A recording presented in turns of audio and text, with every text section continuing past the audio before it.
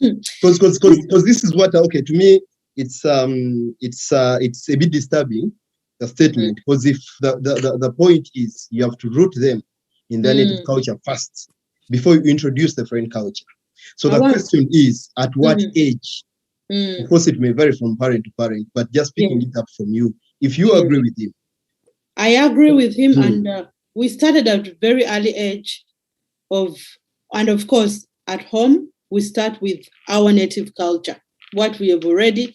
I will not say that I myself as a mother am 100% only Ugandan, because like earlier I mentioned, I also came in Denmark at a very early age, at 17. So by then, I must have assimilated cultures from Denmark that I'm also passing on to my kids unknowingly or knowingly. So in this aspect, I agree that I'm trying to first actually impose the culture that I came with from Uganda and then add on these, because I myself am a mixture of two. But like I mentioned earlier, the ones that I met in Denmark that I thought were not good, that have not passed on. The ones that, for example, in our country, we are told to be bold enough we are not told to be bold enough to ask our parents. For example, why are you doing this? When a parent says, eat your egg, eat your eggs, for example, you're supposed to eat. You're not supposed to say, why? Why are you giving me this egg? Me, I don't like eggs. You're supposed to eat. At the beginning, when we had our kids when they were little, I was also giving them things and telling them, do this, because I was told that way. But as the kids are growing, they're also asking me why, because they learned this in Denmark. So now I'm trying to combine both the culture that I have, teaching them that this is good, but also what you're asking me that why, then I explain, why am I giving you the egg? For example, I'll go in and say, okay, it's good for you to take fruits at school because fruits have vitamins. What our parents, they were just imposing information on us, but they didn't tell us why. But we should be able, now you, the parent of today, you are a diverse parent. You're coming in with these good cultures and values that, like we talked about earlier, but then you're meeting a child born here, and this child, for example, like Madame Jovia mentioned, that our children, the ones who are born here, they are not white, but they have that mentality because they go to these schools, So they have this foreign mentality to them. Sorry to cut you short, but what I understand from your explanation is that both cultures have to be introduced in a child's life simultaneously. Yes, and depending which child. The child who is born here, you should do that. But a child who is already coming into the country, like I did at 17, has already a backpack full of cultures and beliefs. So they land here and they go into a culture shock. Let me give you another example. I came here at 17 and I found out that kids receive money at the age of 18. Oh my God, I was excited. I didn't know this.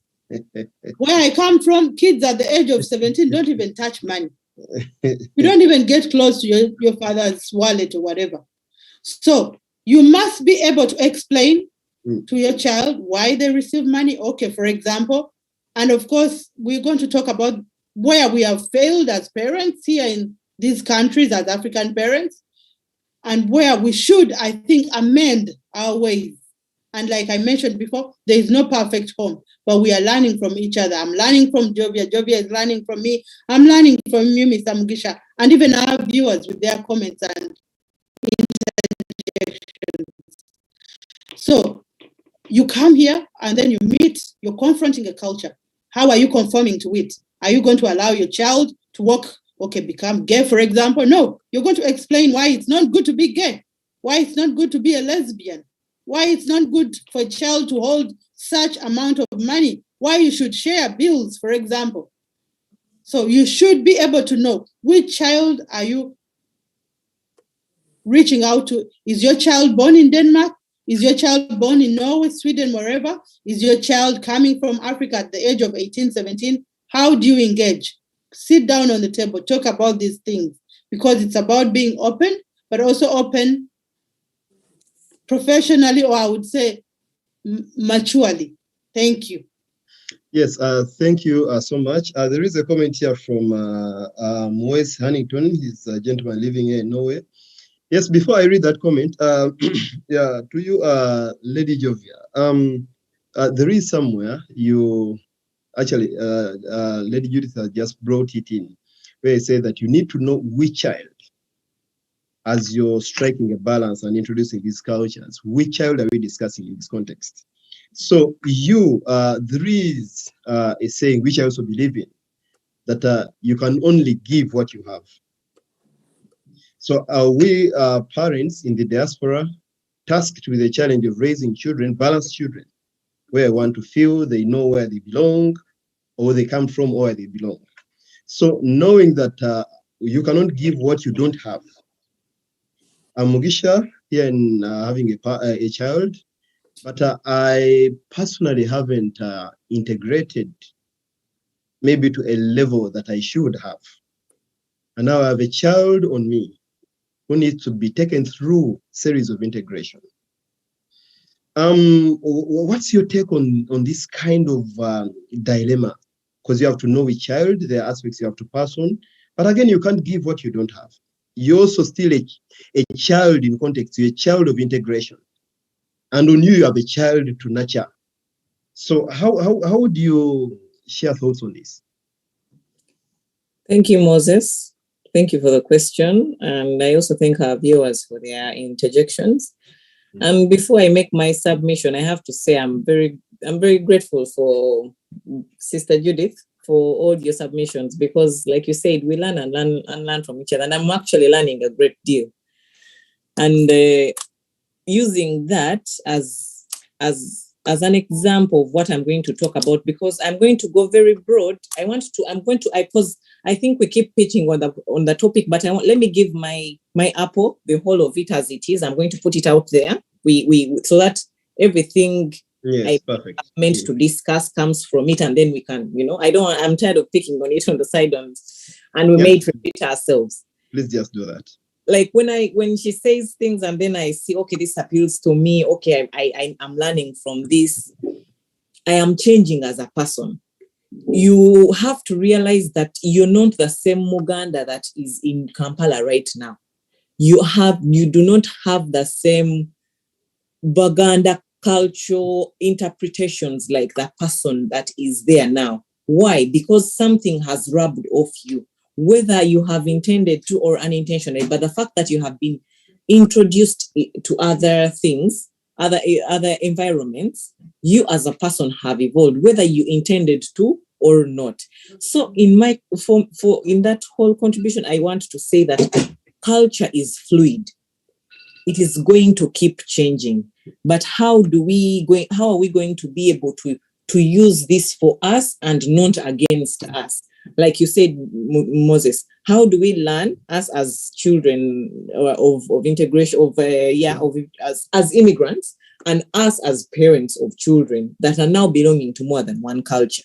So when you talked about assimilation and integration, and my sister talked about how we're going through this complaining or complying and the processes that you're going through that.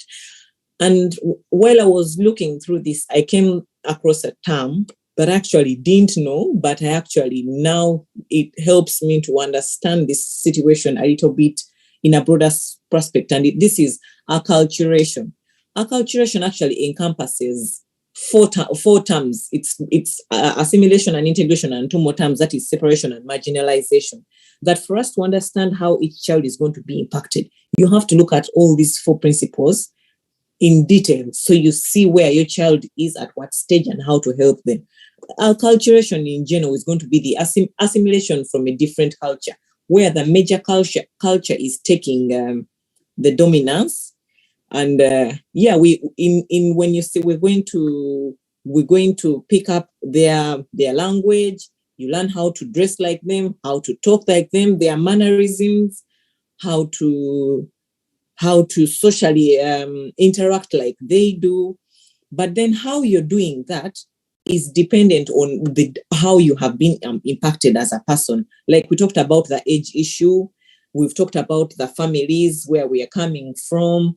We're talking about, like, we've not talked about this, but our economic situations as parents that are impacting onto these children have also, like I heard from the child that I talked to, have also impacted how we are actually impacting the way they are integrating into this culture. So for those 4 terms, we have talked about assimilation. That one we know that we try to find the culture and then pick the good things out of it and see how to deal with it. And everyone feels like, yes, this is the right thing. But there's also there's going to be friction while you're doing that. Like you said, you're going to tell your child you need to be dressed. In the summer, people are moving around half naked. You're going to tell your child you need to wear, fully dressed. But my friends are walking around naked.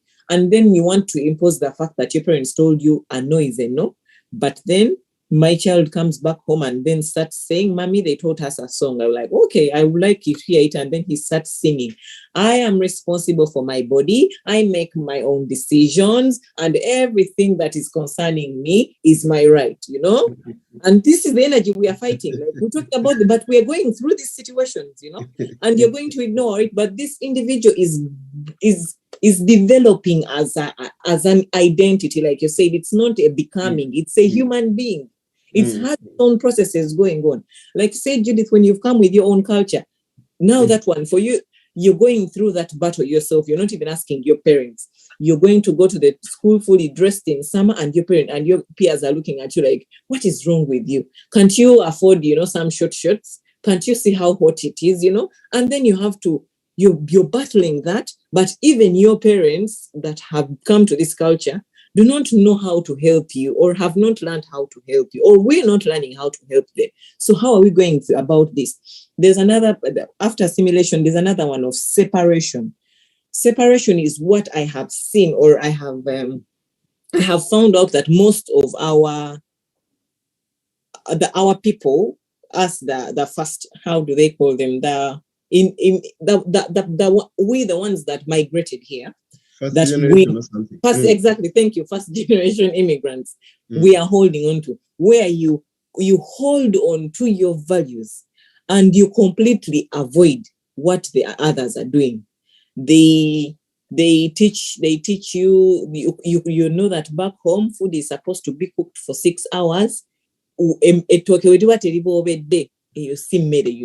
That what kind of food can you cook in 30 minutes? That's not food. So cooking is always half a day. But you've come into a system that is so valuable. It takes time. So, time is so valuable that 6 hours is a waste. And then we are failing. You're holding on to, your food, but you're also not learning something new about. You're not learning at all that, okay, I may not be able to eat matoke on a daily, but I could try eating what the food, like we have potato mash here. That might be an easy option for me to cook for a child that is coming back home and has an early day tomorrow, and they will need ease on their digestion. So they don't need food that stays in the stomach longer than it needs to. So that's where separation is being hard for us as parents, that we are imposing, but we actually we have not made sense of why we are imposing. And then there's the integration. You maintain the cultures that you have. We speak our mother language at home. We communicate to each other in Luganda. But when the children whether the child is at school, they are using Swedish as the language of communication. The child aspires to learn the language, is engaged in active learning of the language and being able to understand the best out of it. So like, you're not exactly losing yourself as a person, but you're appreciating what is out there. Then in that way, that process of evolution helps you to make a better judgment, I would assume, because you're not exactly saying no to new knowledge, but you get it and then you put it on your weighing scale as you know best and see what to pick out of it. And then there is marginalization, which is the opposite of integration.